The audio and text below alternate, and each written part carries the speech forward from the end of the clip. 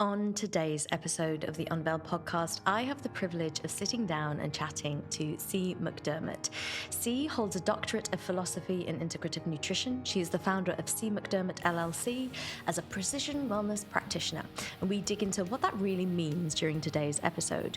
We talk about Cee's work and the fact that she is a certified holistic health and nutrition practitioner, behavior change specialist, certified personal trainer, cognitive health specialist, epigenetic specialist, Kundalini Yoga teacher, herbalist, meditation teacher, Reiki Master teacher, writer, wife, and a mum to 2 young boys. And I'm contemplating re-recording that intro, but it really is a whole host of certifications that really stand Cee apart in the world.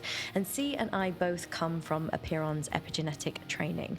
We talk today about the natural practices that are possible for wellness and how health can come by removing, not just addition.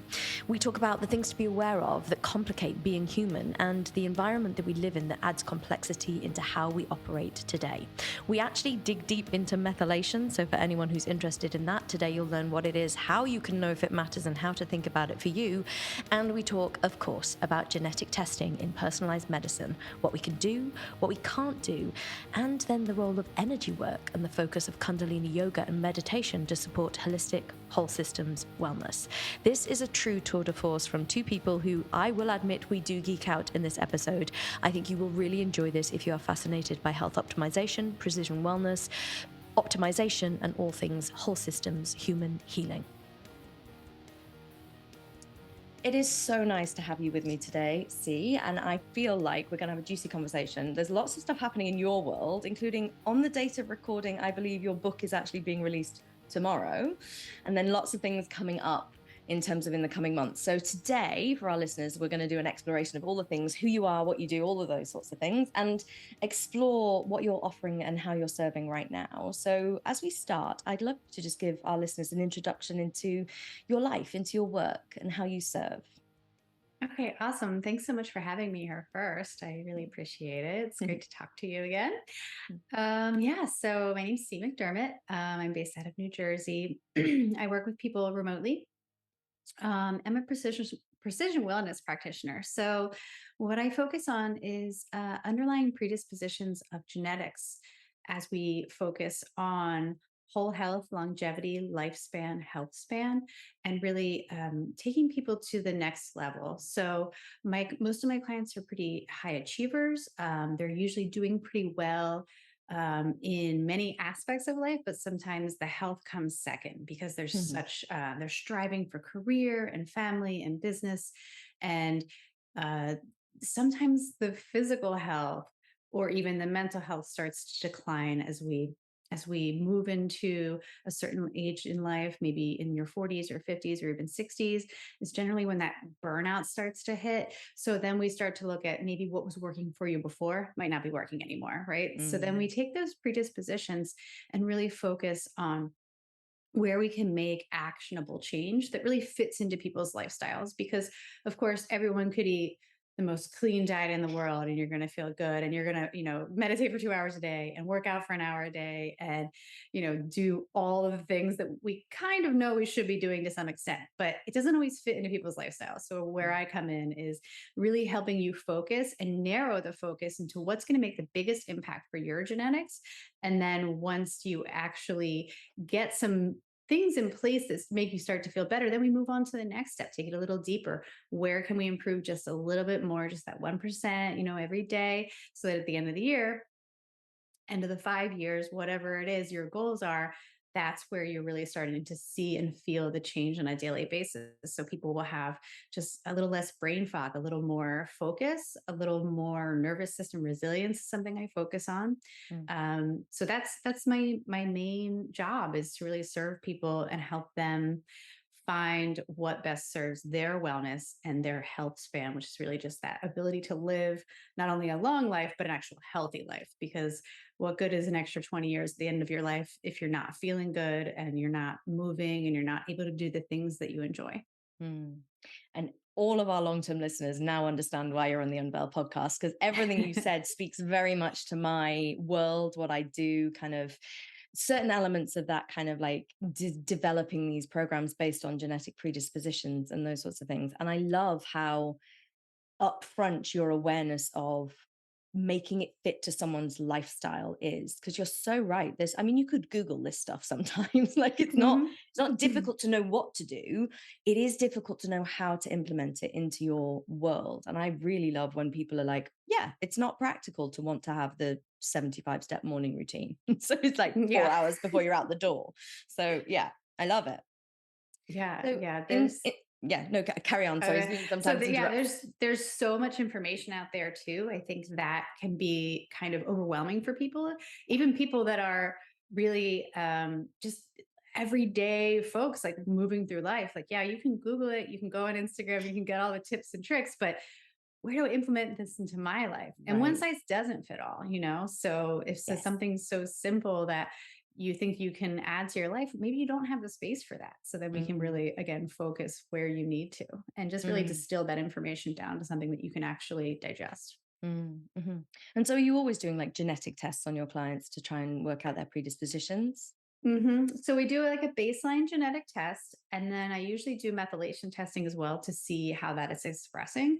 Sure. And we spend an enormous amount of time really just going through how things feel in your body, how things look in your body, and what kind of works and what doesn't. And sometimes it's experimentation, but with the genetic profile as kind of that blueprint and that basis, it really does kind of speed up the process of experimenting. We don't have to like spend time doing something that maybe wouldn't work as best in someone's genetics. Right, for sure. And just for our listeners who, I don't know that we've mentioned methylation before on this podcast. So can you give us maybe not the complete scientific biochemical methylation thing, but the 101 on why it's so important, and also why you can't just do genetics to test someone's methylation status? Give us an insight into that from your perspective. Sure. So you have an underlying genetic predisposition for a certain level of methylation. And this methylation, without going into, I know it's difficult, isn't it? It's like the most impossible thing. Right. Let's not do the Krebs cycle right now. Right. But if you want to Google it and you remember your high school science or chemistry, yes, go for it. But essentially what it comes down to is your cells have to regenerate, and they create toxins, and they basically like move through and regenerate themselves. And the process by which that happens, and the process by which the excess is removed, is essentially methylation, more or less. So each person throughout your life, it will change, but you do have an underlying predisposition somewhere between 25 and 100% methylation. And based on that, we can kind of see symptoms if you're over methylating or under methylating. Some of these, both ends of that, have some correlation in studies with certain disease and just general things like anxiety and depression. I know we're starting to link some of these things to methylation. And it's kind of disputed right now just how much all of that, mental health, for instance, contributes with methylation, but there's ways to change this. And throughout life, like, good habits are going to give you a more optimal methylation for your body. And then, what we know of as bad habits, which is like a sedentary lifestyle and really like a very toxic lifestyle, negative mindset, these things actually all affect your methylation. So I usually test people's methylation like every 6 months, whereas the DNA is your underlying, you're never going to change. We only test it once. Like that's what you were given, those base pairs from your parents, no matter who you are. So that's not going to change, but the methylation can change. So it's good to check like every 6 months. And so just to be super clear for our listeners, methylation, your 25 to 100% is like how much you're capable of methylating. And then your lifestyle, the epigenetic factors is what we call them, is exactly what's going to influence how effective your 25 to 100% is. And this is why everyone who's emailed me ever in their life saying, I'm MTHFR, I'm like, 1, no. 2, it's not a status, it's a predisposition. And I think that's the thing with anyone who's kind of in the performance medicine, genetics, precision medicine world. We thought when we had genetic panels, we were going to be able to like hack someone's system. And it's like, oh no, the lifestyle, the how you live and how you inhabit that DNA pattern is still massively influential. In fact, even more influential for some of these biochemical pathway things than just the genetic blueprint. Right. And genetics plays a big role, but like you said, the epigenetics is, as we know, I think your listeners probably know, that it's above the genome, right? So all of the factors that are taking place from really preconception in your parents all the way through, your mother carrying you through birth and childhood and infancy and teenage year, everything all contributes, and that's turns those genes up and down. And that really is kind of what epigenetics is in general. But some of these pathways get turned up or down depending on where you are. So health wise and lifestyle habit wise, that's where you can change that methylation. So it really is in your control. Absolutely. And I think that's a really positive thing to say to people, especially people who've done like a 23andMe test and come back with like some kind of janky MTHFR status. And realistically, most people I see certainly have maybe homozygous stuff. There's very rarely the kind of like double SNPs, the 25% people.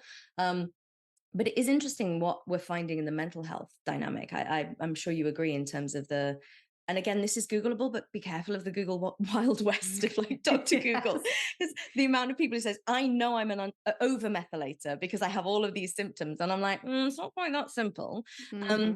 But there are certain things where we have determined them to be psychological, mental health only issues rather than physiological. And I think what I'm certainly seeing, and I'd be interested in your opinion of this, really the integrative approach where it is both and. So there are definitely physiological predispositions, and your lifestyle will affect the way your kind of ability to methylate is going to happen. And it affects neurotransmitters, is why there's this kind of link to mental health.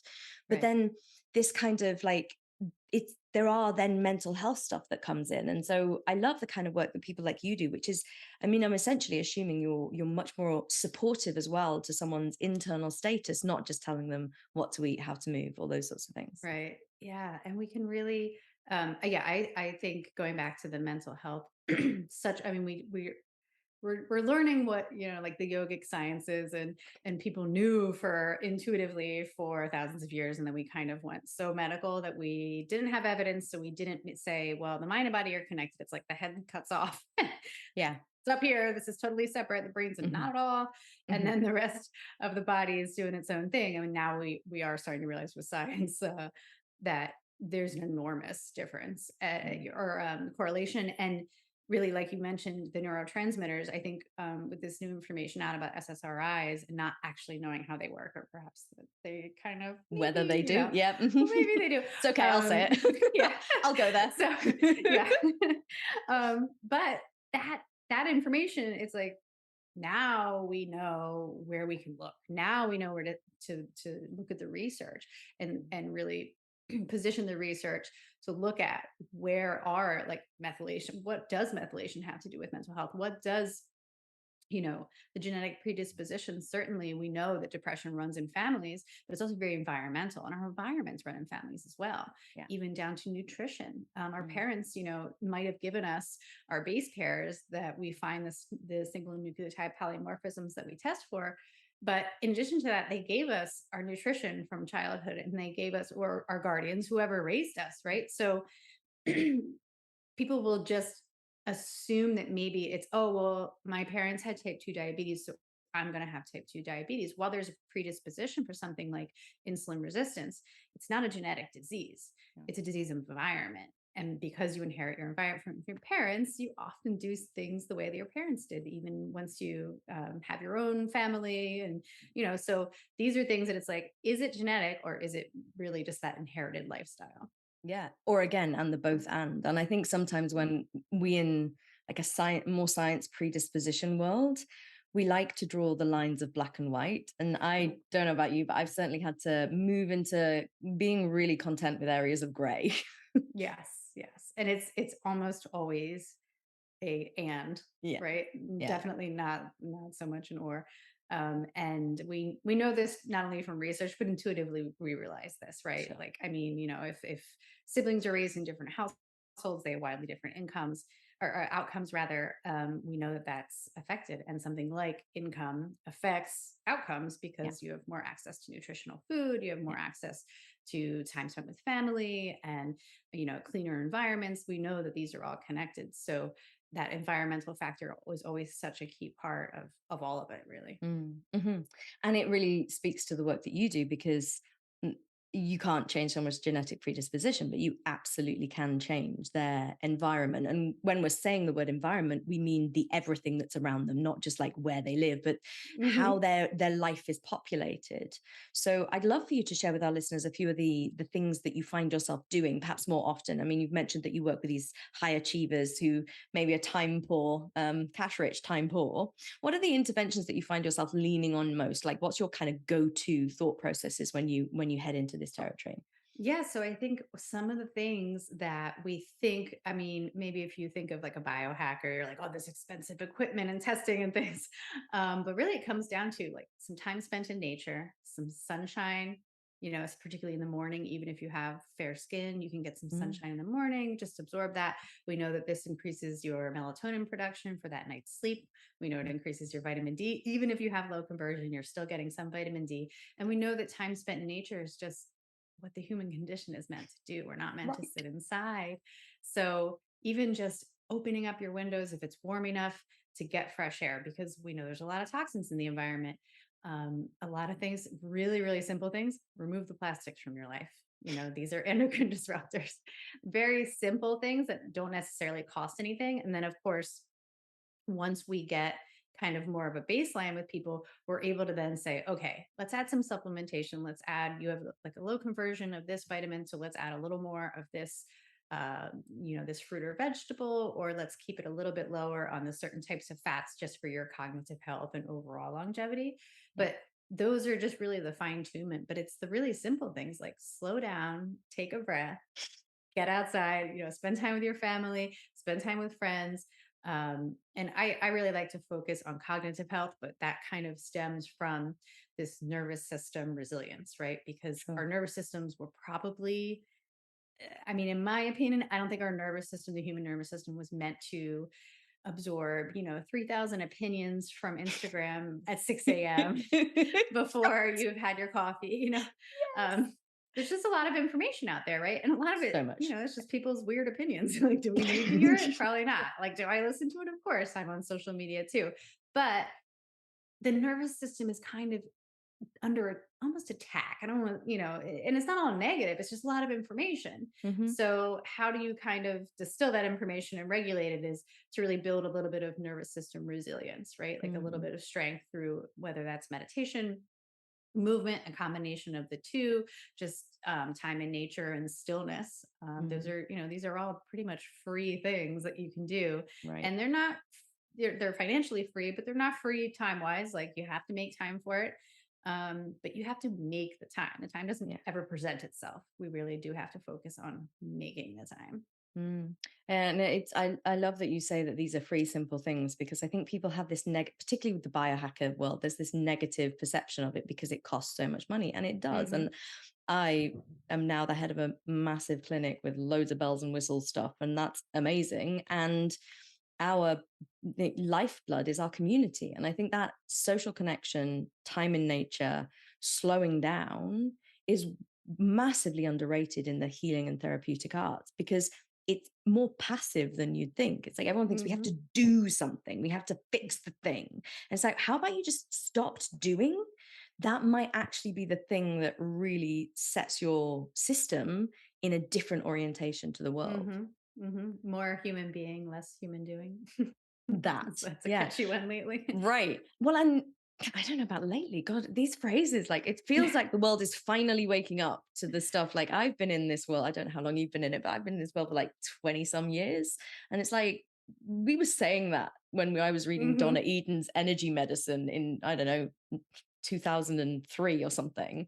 And it's like, I think the pandemic shifted a lot in terms of that sense of, whoa, something's really, because it was enforced isolation, terrible for the nervous system, but also enforced slow down, as in, no, you cannot distract with your million and one tasks and your, active social life that you love, but actually is just a nervous system distraction. How have you seen the shift since sort of the COVID thing hit? Have you noticed it? Yeah, definitely. I think that people, unfortunately, I think people went one of two ways, which was in the beginning, I think really people being isolated, and whether that was isolated in their home with their immediate family, where they suddenly had to look at each other and say, Oh, Oh, hi. that's who you are. Like, Okay. nice to meet you. Right. And it's kind of funny, but it's also kind of Right. concerning. But I think there was a lot, there was an uptick in eating of like quote unquote comfort foods. There was a fair amount of we know drinking alcohol really ramped up.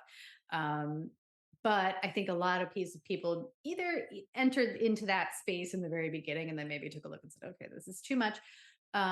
Maybe like cut back on the drinking and things. I know of many people that really did like stop drinking during the pandemic because they said, I'm not going out. It's not a social thing anymore. And now it's just me sitting alone, not as fun. Maybe then they actually took the time to also feel how things felt in their body. Like, you know, the loneliness of being home. How does it feel in your body? And there's a lot of people that are alone but not lonely, and that's great. But there are people that found themselves lonely. So then they're like, what do I need to do? I need to find more of a community. And at that time, maybe it was online, or at least reconnecting with old friends, or really just finding more of a space where they could share what's going on, and not much was going on, right? So there's a lot more introspection. And then Mm, again, a lot of people turned to social media and went wild with it. And then I think a lot of other people were like, I'm taking a break from all of this. And really, so I think it was kind of two polarities, and right. everybody fell somewhere along that line throughout, Mm, because, at this point it's been several years. And over the course of maybe the first 2 years, I think a lot of people went through a pretty varied transformation. mhm.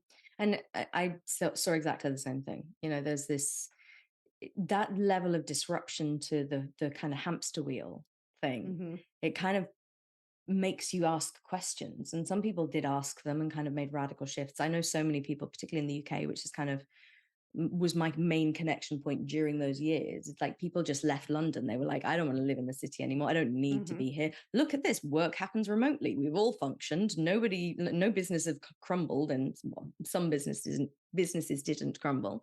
And so there's a different connection to some of these things. But I think you're so right in terms of the social media thing as well. I've been talking about it quite a bit recently, and how much it's changed our environment. But back to the environment thing, and I don't think it's your opinion that the nervous system can't cope with it. I think it's actually facts. It's just too much too fast, Hmm. which is the literal definition of something that would be considered a traumatic experience. Yeah.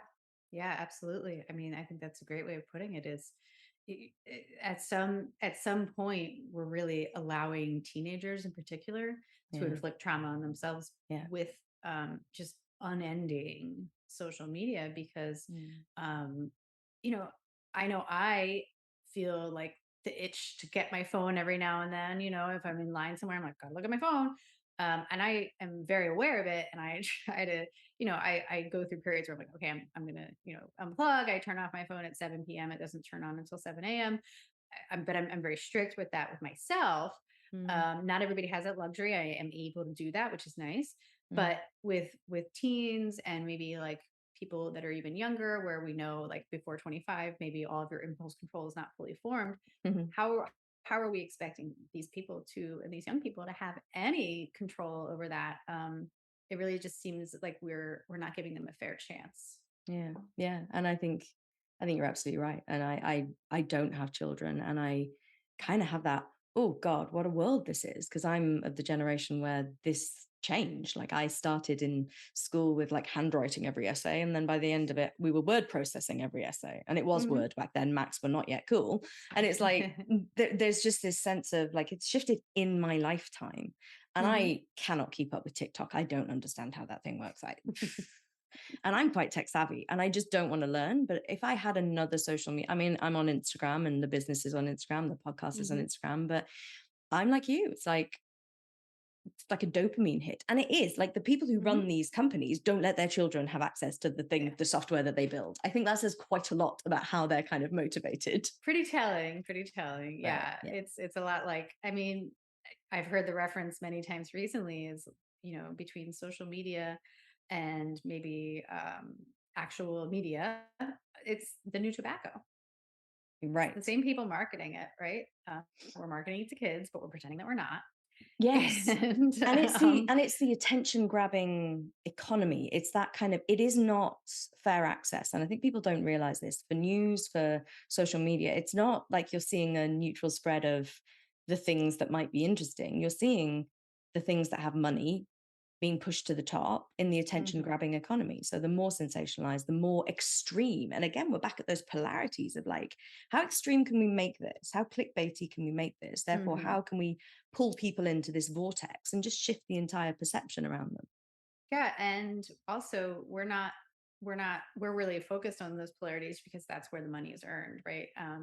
Middle of the road kind of, it just not conservative, not liberal, not like Yeah. everything's so, politically motivated currently, and because of and during COVID, it- the it's like there's no money to be made from that center, right? Because people aren't Right. angry in the center. They're okay with it. Like they're living like a decent life. They're Decent life. living everything seems pretty imbalanced for them. When things are really Mm, imbalanced, there's no anger behind it. There's less clicking, there's less mm, vitriol. So there's a little less money available for ads right. and Yeah. you can't sell that as easily. Yeah. So then when you end up with those polarities, then of course you're fed the information that the algorithm has decided that you would be angered by, more or less, Yeah. or at least feel that you are more correct than the other side. And Right. then you're creating really like this Mm, polarity society where, in truth, the majority of people are probably just somewhere in the middle. But the the media and social media worlds and the algorithms have kind of like pushed us out, that we have to choose a polarity and we have to yeah. stay there. Yeah. And it sounds, and just to sort of bring this back for a second, in terms of it sounds like why are two technically healthcare precision medicine professionals talking about the dangers of social media? It matters. It Hmm. influences absolutely everything in your soup of surroundings, and therefore Hmm. how your physiology is able to function. And that's why it's important to people who exist in this kind of, how do we help you have the healthiest life possible? In that context, your usage of these kind of modern media scenarios has to be taken into account. Yeah. And I always say environment kind of includes everything that you put in, around, and on your body, right? So I always focus on, what are we using for personal care products? We know, like some things are more toxic than others. Your body has a harder time processing. Um, so removing those allows your body to do more processing that probably needs to take place. Right. But then, we need the proper nutrition for that to take place. So everything you put in your body, that would include pretty much all of your food and your nourishment. But nourishment comes in the form of thoughts as well. So having, you know, more positive thoughts, less polarizing and everything, these are all things that can contribute to better neurotransmitter relay and better function overall mentally, and which of course we know is so related physically. So whether Mm, you work out or not, at the end of the day, how do you feel when you do or when you don't? Is your mood changed? Of course. And I think mm, anybody that works out regularly knows that, right? mhm. So if people haven't worked out recently and then they try it, they're like, wow, I feel great. And then sometimes they stick with it and sometimes time doesn't allow. And then we kind of forget. We're like very quick to forget, right? So Yeah. once you remember, like, hey, my neurotransmitters are being helped, that's a little bit easier than saying, well, I want to lose 5 pounds. Like there's a little bit deeper It's reasoning. so true, because the motivation of like losing a bit of weight has never motivated anyone to do anything, but like Right. living healthier for longer, being stronger, being able to pick your grandkids up off the floor when you get to that age, having healthier mood balance, definitely a motivator, much more than Hmm. kind of the promised carrot of potentially losing 5 pounds in 3 months' time, whatever it is. Right. And feeling the motivation to do something like, let's just lose 5 pounds as an example, because it's a common goal for many people. And it's a noble goal. It's great.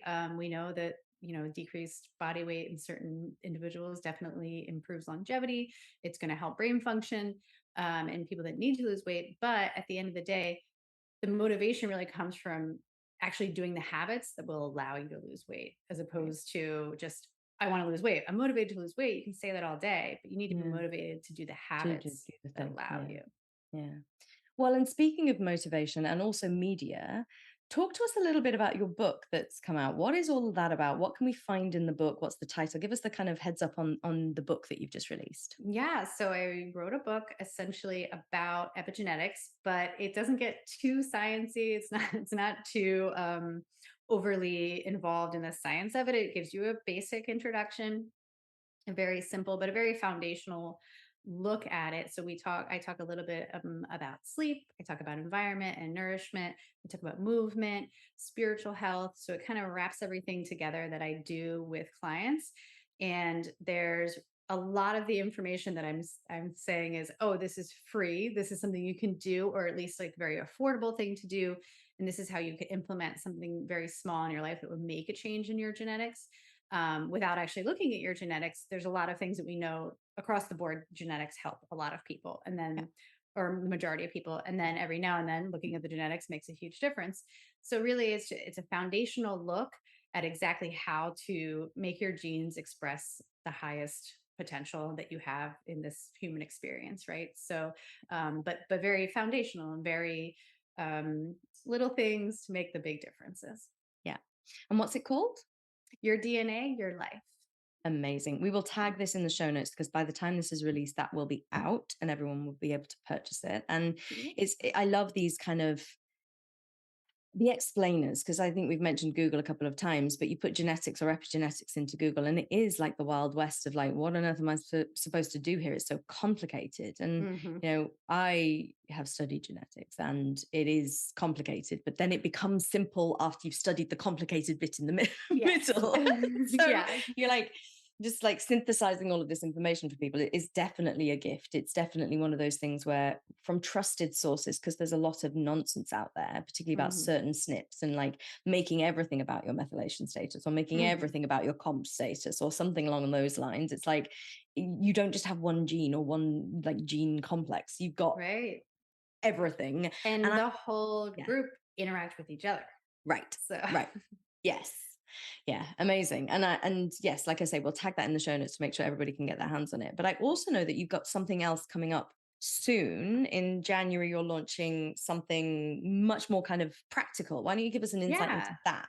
Yeah. So aside from my general like DNA analysis and my genomics that I do with individuals, and that's all one-on-one basis, in January, I'm finally launching a group because I've had many requests for groups that I just, because DNA is so biospecific, I've had a hard time getting groups together to be able to work on something collaboratively. But this is really nervous system resilience, nervous system reset. So it's Kundalini Yoga, meditation, and it's we meet one time a week for 12 weeks. And it begins in January. So it's about 75 minutes. So it's going to be a little Kriya of Kundalini Yoga and then meditation. And a lot of times what we do, there's a fair amount of specific breathing involved. And I've really chosen each of the weeks very specifically. So each week we'll have a meditation somewhere between 3 and 11 minutes that you can do each morning. And then one day we'll meet. And it's just really to almost challenge the nervous system so that we have better control of that fight or flight. And that's really what Kundalini allows you to do. So I run several businesses and I have really small children and I do a million things at a time. And people constantly ask me how I do it. I'm like, because I meditate.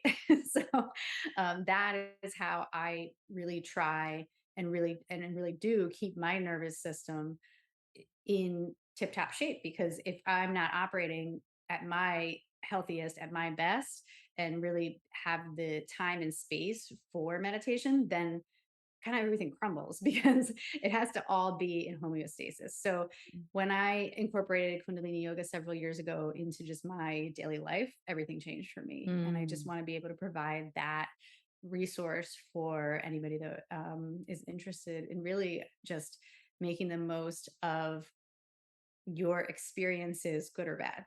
So you walk out of any experience, if you're a Kundalini Yoga practitioner or a meditator or anybody that's in touch with their spiritual health, I think no matter what, you're always going to learn from any experience.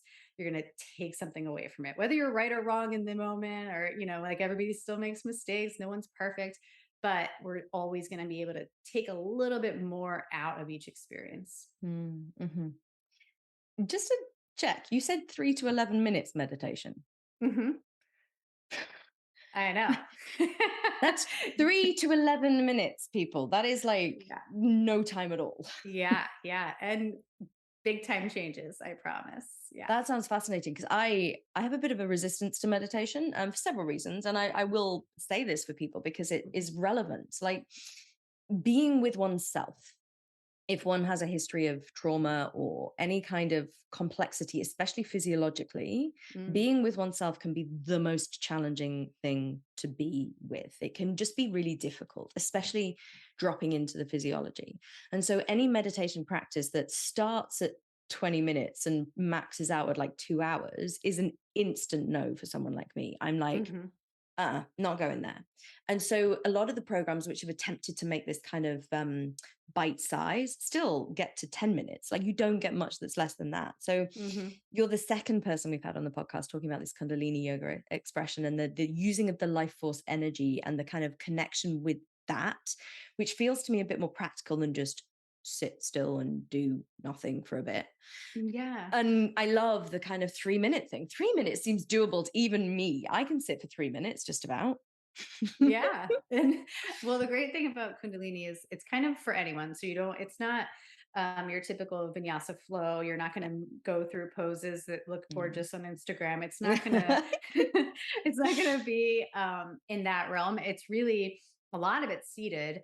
But anyone can do it. You can even sit in a chair to do it. It's kind of, it's not for everyone, but everyone can do it. So, but you will tap into a lot of your innate ability as a human that you may not have known was there. And some of the meditations, as mentioned, are really as short as 3 minutes. And some of them have kind of intense breath.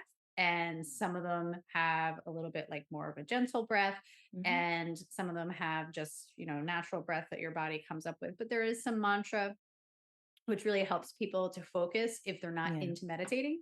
And it really, that whole idea of just sitting can be intimidating to people. So this is kind of like, we definitely move the body in some way, shape, or form. It's sometimes super athletic, sometimes less so. Like I mentioned, sometimes it's just sitting, but we prepare for meditation. And that's why meditation comes at the end of Kundalini Yoga.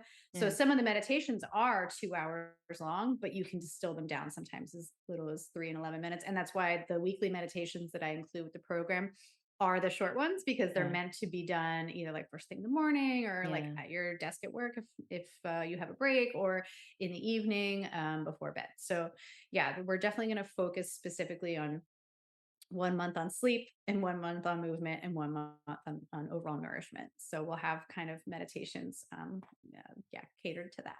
Amazing. And in that order, sleep, movement, nourishment. Love that. And I love that because so foundational. Right. We have to do it first, right? Yeah. So many people come to me and say, what should I eat? What should I eat? And I'm like, are we sleeping? Are you drinking any water? And it's like, start with the basics. So no, that's very cool. And so that starts in January. Yes, the first week of January. As much as I wanted to push it farther into January so that people could, I know like the first week of January is early, but so many people said, no, we want to start at the beginning of the year. So it'll be a group setting, a group dynamic, which is nice. And then we'll just hold space for whatever comes up.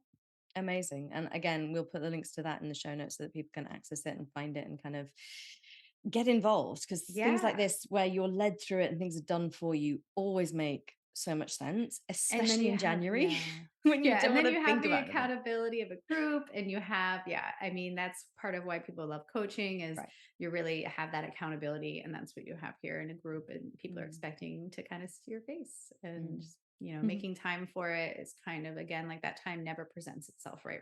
There's never going to be a time where like you're just like, oh, suddenly I have 6 hours to spare. Like you're going to have to make those times, whether it's, the really kind of new way of doing it, was like putting it in your calendar and sitting for 30 minutes and blocking out, whether it's your appointment calendar or whatever, but finding the time and making that time, because it won't present itself. Sure. And this is the Unveil podcast. So how did you get here? Like where did this start? Like we do a lot of like talking about the end result, especially people who've got programs and do coaching and they know all the genetic stuff. I'm like, I'm always interested in the evolutionary journey of my guests. So give us like the view of how we ended up where we are today. Yeah. So, started in 1982. No, seriously, you can give me your life story. Many people have. So, I was a child of the 80s. High school, I knew what I wanted to do. I wanted to work for the federal government, and I was very driven and I still am pretty driven, or very even more so. But I was always athletic. I was always a runner. But I was also like the person that had like 3 jobs before I was 15 and wanted to like pay for college outright so I didn't have loans, and I bought a car, and like just I was kind of always like just very driven. So I wanted to, I just kind of always wanted to like go into the next thing. I am impatient. I'm still am. It's patience is not my strong suit. Something I will continually work on for years. But knew what I wanted to do. I wanted to work for the federal government, and I wanted to save the world. And I Small did that. goals, just small Yeah, goals, just little things. and I did. I started working for the federal government when I was 23 years old.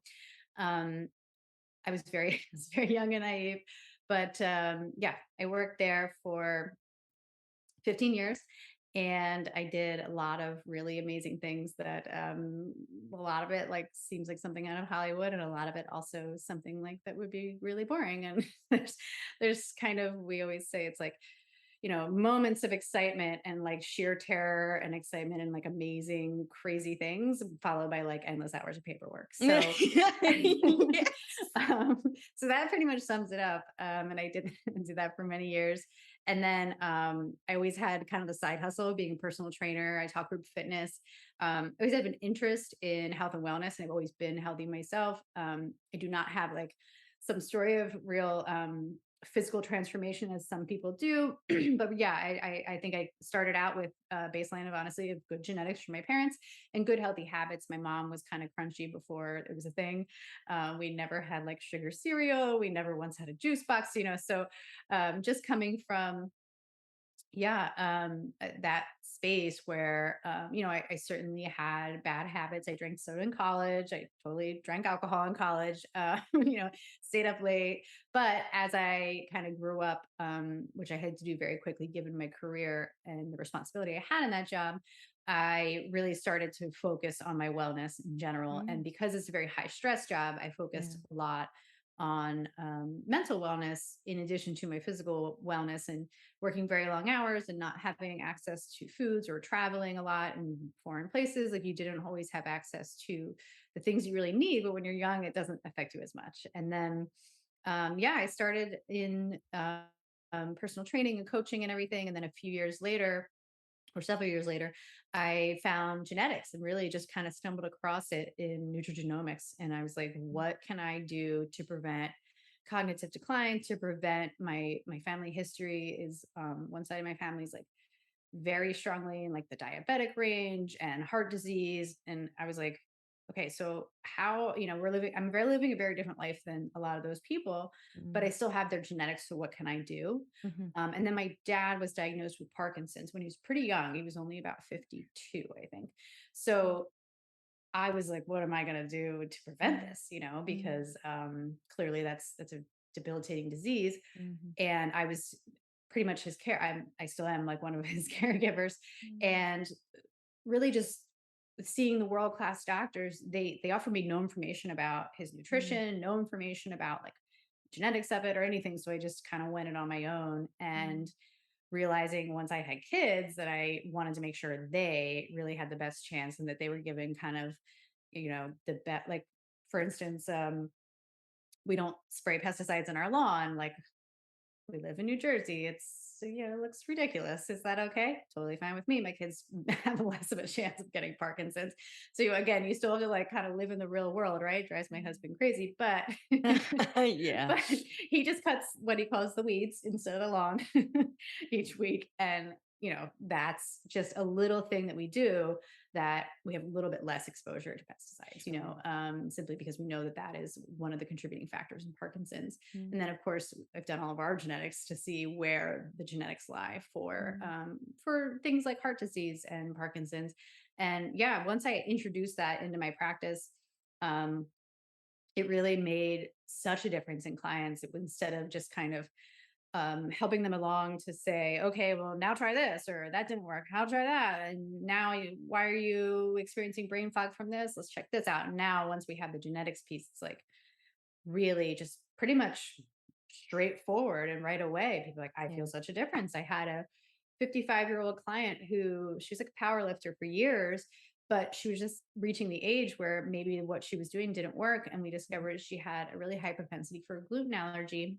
Yeah, wow. And all she did was remove gluten, which wasn't a huge, it wasn't like a huge shift, but something so simple. And she's like, no, I've done gluten free before, but she did like the processed gluten free things, which we know are probably just detrimental to your insulin, right? So Yep. we did it the right way, which is really just kind of like reframing. And then of course, going back to her roots of like being an Italian American with, getting loved with food. So we focused Right. on that. And she really was like, I feel like I'm 25 years old, like just out of college, and my brain works. Like she's like, my brain feels good. Like she Yeah. can, she just can suddenly think.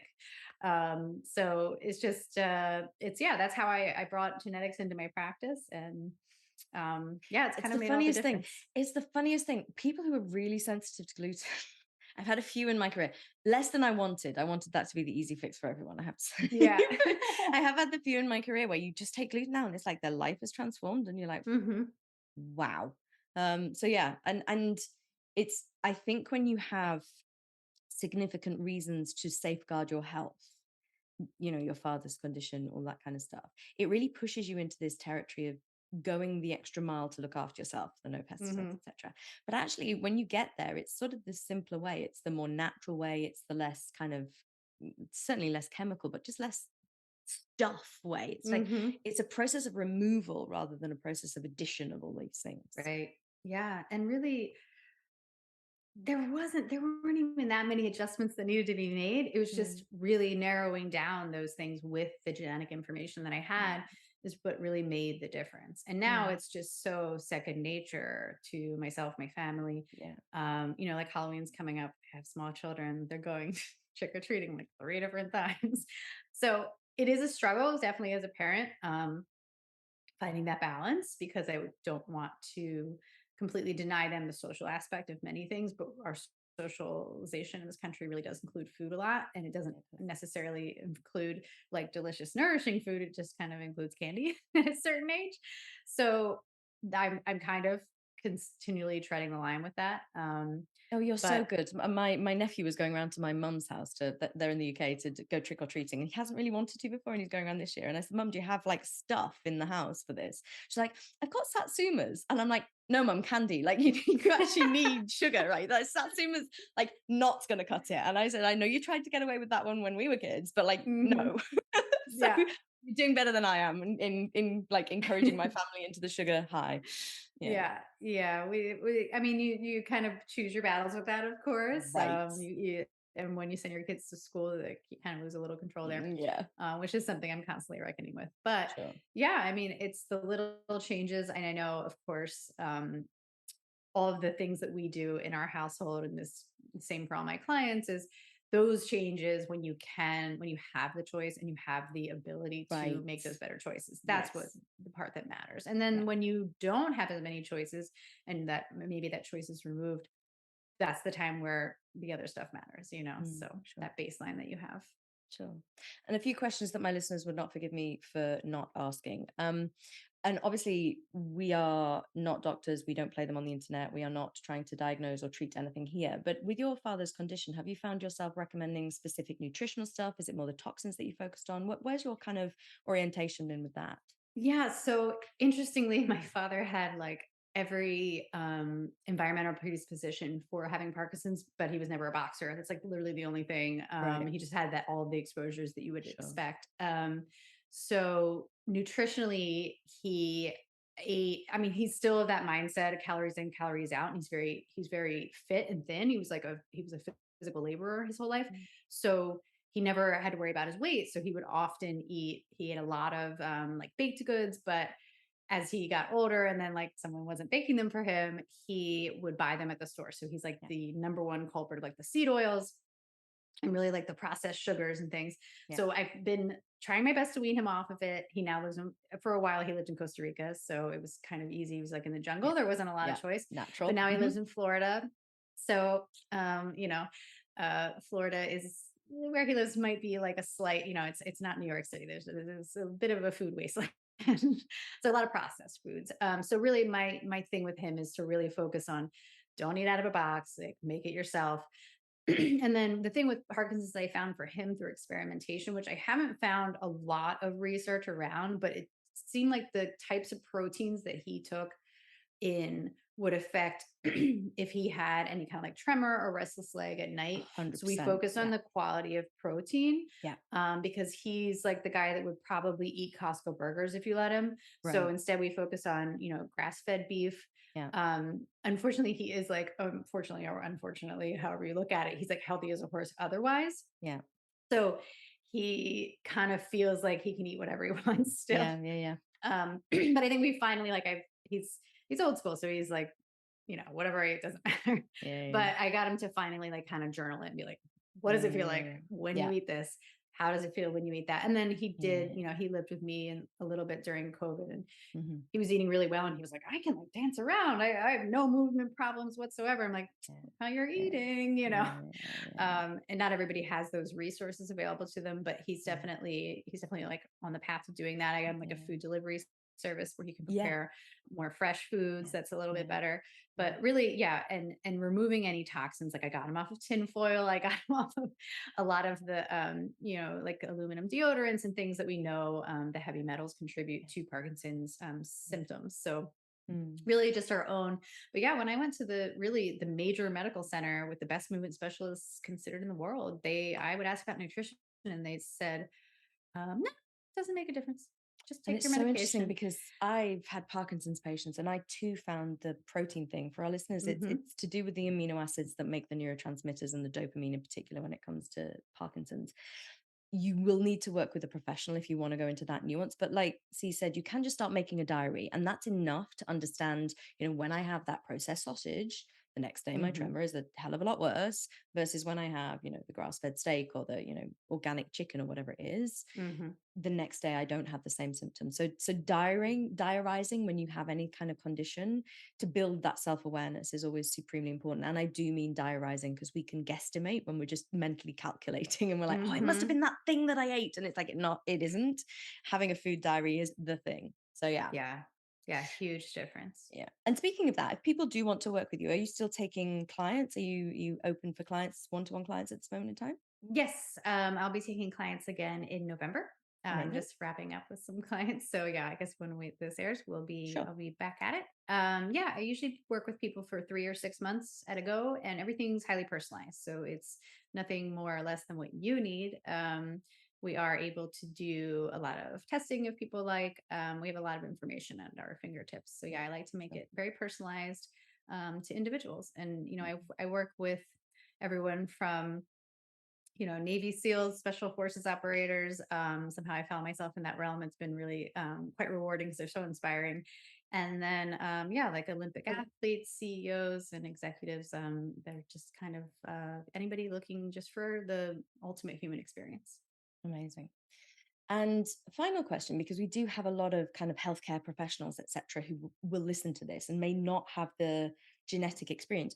Where did you actually train for your genetic counseling stuff? Is it somewhere that people can access? Yeah. So I work with a Puron, and they're based in Austin by you. Yeah. And they I actually have also a work with medical. Apeiron, by the way. So like we're Yes. both Apeiron people, and Apeiron are overseeing the medical side of my new job at Kuya, which Right. is it's Yeah. all this world is very small. So It's a small, it's it's a a small small group. We world. all know Yes. each Yeah. other. Yeah. Mhm. Yeah. Yeah. So yeah, I trained with a Puron.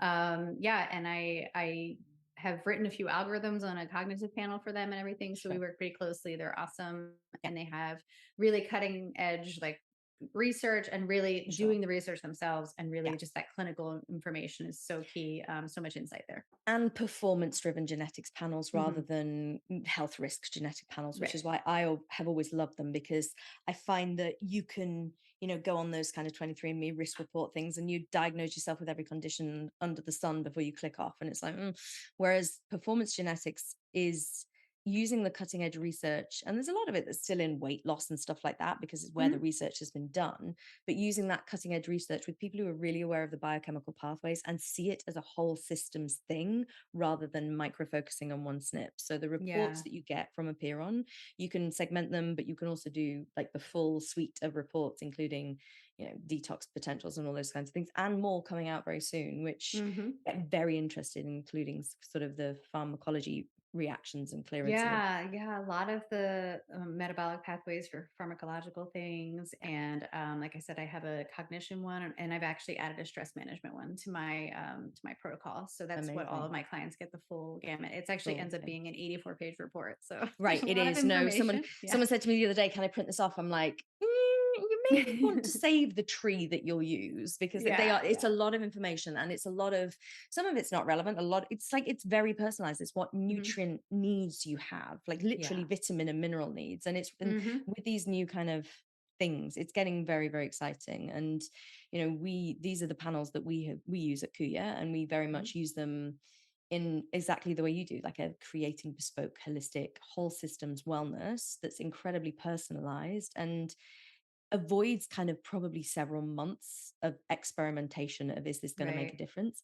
It also avoids the kind of more lab value checking, like consistently, in terms of because we know what we need to track and we know what we don't. And, cute things like, do we need to check a specific type of vitamin D, or can we just check the normal one? Or, can we trust your thyroid levels, your TSH levels on your thyroid? Those sorts of things, which are awesome. So yes. Right.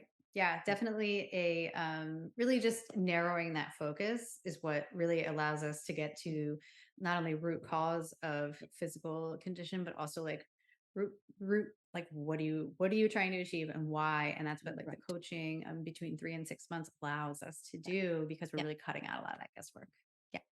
And people can become Apeiron coaches. So I will put their link to train with Apeiron in the show notes as well, because, we're a good testament to their training, and they're good people, definitely. Good people in this world make a lot of difference. So yes. Yeah. And we have a group that we meet, and we anonymize the data, and then we're able to really pull from everyone's strengths, because everybody is from different backgrounds. We have someone from a psychologist background and someone from a dietitian background and athletics. So we're able to pull that information together. And it's also just like a really fun community of people that like to tell really bad genetics jokes. So that is very, very true.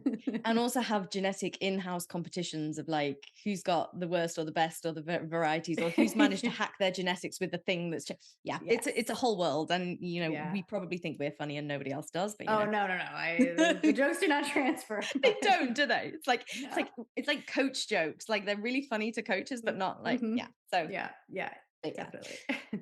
Oh, thank you for spending so much time with me. I'm really excited for your program launching in January. I might indeed have to do it myself if like 3 minutes of meditation might help me.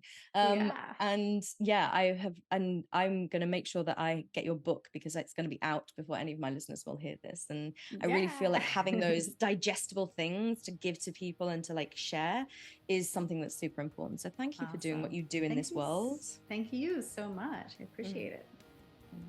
Thank you so much to Cee McDermott for joining me. As I shared in this episode, Cee's book is out now, and her Kundalini Yoga workshops and course are starting very, very soon. Find all the details that you need within the show notes for today's episode.